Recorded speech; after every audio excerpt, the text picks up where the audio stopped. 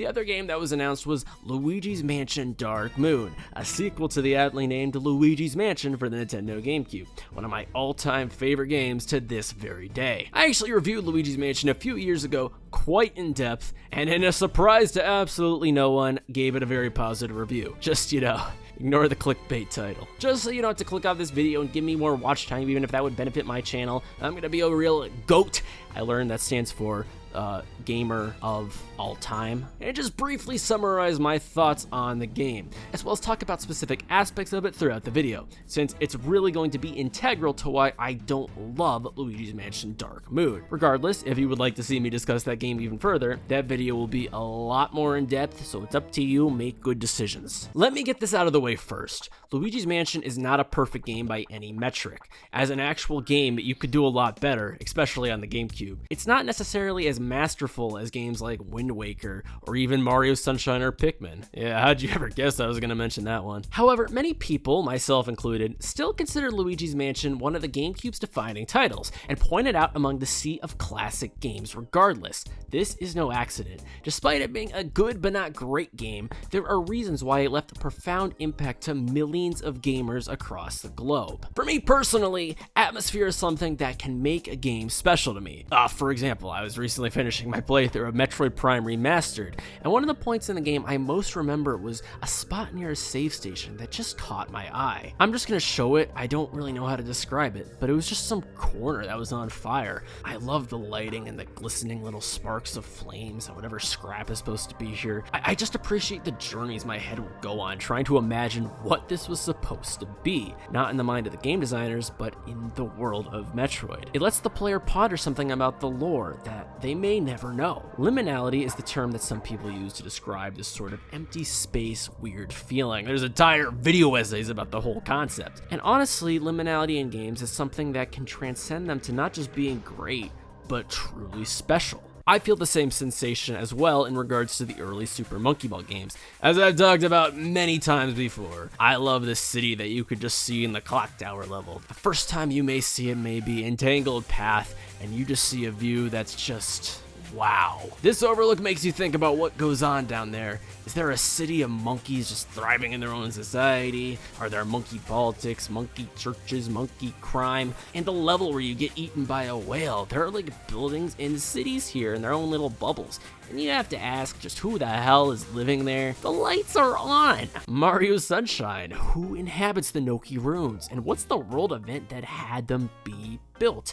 Pikmin 1 having the glass bottle, which honestly recontextualizes the entire game and hints to the player that this is an abandoned Earth. And it's just one bottle that really contributes to an entire game's lore that was expanded upon in sequels. These are special moments that aren't needed to make a game good. IGN ain't gonna skimp on a 10 out of 10 if you make a plain 3D Mario game, but here, the developers went out of their way to program them in regardless. Don't get me wrong, games can still be genius and masterful without this aspect. For example, Super Mario Galaxy or the original Pac-Man even. They're fantastic products, borderline masterpieces, with very few of these moments. However, when game developers do focus on it, these become the moments that we discuss to this very day. So a reason I love Luigi's Mansion is that this game did its atmosphere as a whole so ridiculously well. While in the dark, you might just see these rooms as a host for a scary ghost hunting scenario. When the lights had turned on and the ghost hunting music had come to a halt, you would just see a normal, realistic human setting. We have a living room, we have a regular ass bedroom. Okay, I don't know about this one, but maybe someone's house has it, that if they're rich. The details were just mind-blowing to me then and now. I specifically love the wide array of paintings that you see throughout the mansion. These mysterious figures that have no lore, no explanation, no names, nothing. Just random people who we can maybe infer probably once lived here.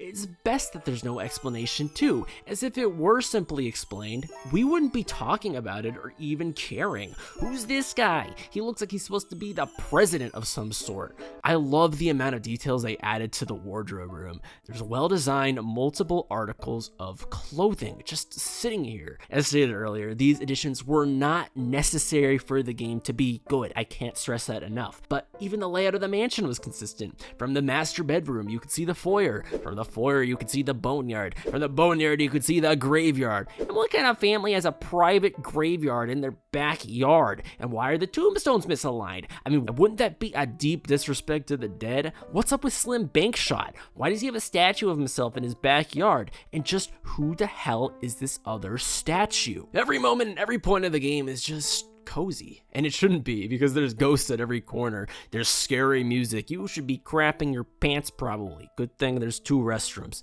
Like, once the lights go up after clearing all the ghosts out of a room, you hear no music, but perhaps some white noise. You see a glistening fire, a kitchen that you can envision having a conversation in during a spring break with your grandparents. It's a special game, and one that does atmosphere impeccably well. The portrait ghost scene in Luigi's Mansion really added to this world building too. These ghosts were related to each other and were a real family. You could learn information about them by scanning their hearts or reading about them in EGAD's museum.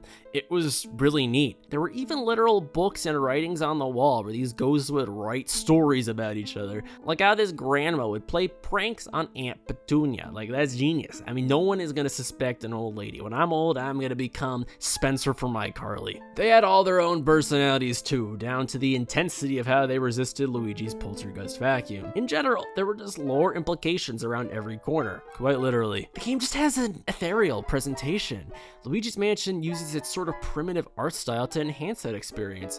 Luigi absolutely looks ridiculous and derpy, but the creepy ambience just supports that. The ghosts are transparent with a shining glow, and even looking at aspects of the game like the elements and how they shoot out of Luigi's vacuum, the bizarre mist that protrudes the storage room once you release the booze, or the moment you overlook a balcony to shoot at the moon, a moment that completely transcends its own reality for the sake of spectacle.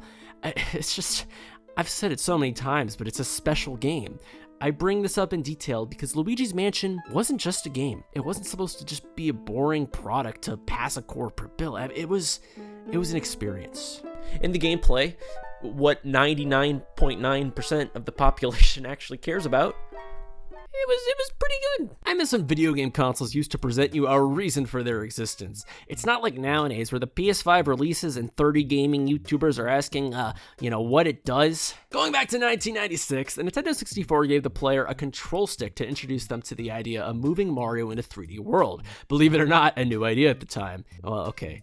You can bring up these sorts of examples, but I don't count them. Of course, Super Mario 64 was Nintendo's canvas for demonstrating this revitalization of gaming. And while not necessarily an innovation as much as it was a demonstration of what the technology could be, the GameCube did similar with Luigi's Mansion with the GameCube controller. The game utilized not just one, but 2 control sticks. Control your stock markets. You would use the C stick to point and aim your flashlight, and then use the control stick to hold back in the opposite direction of a ghost while holding down R. And did I mention that these were analog triggers? Meaning that you could suck or blow to different extents. All in all, Luigi's Mansion was a game that, while short, not only justified its existence, but showed what the GameCube was capable of with the controller and the graphics. This wasn't a run-of-the-mill tech demo just to make a few bucks. This was a tech demo that was made out of love and care and to make a few bucks, and it left an impact in the childhood of millions around the globe.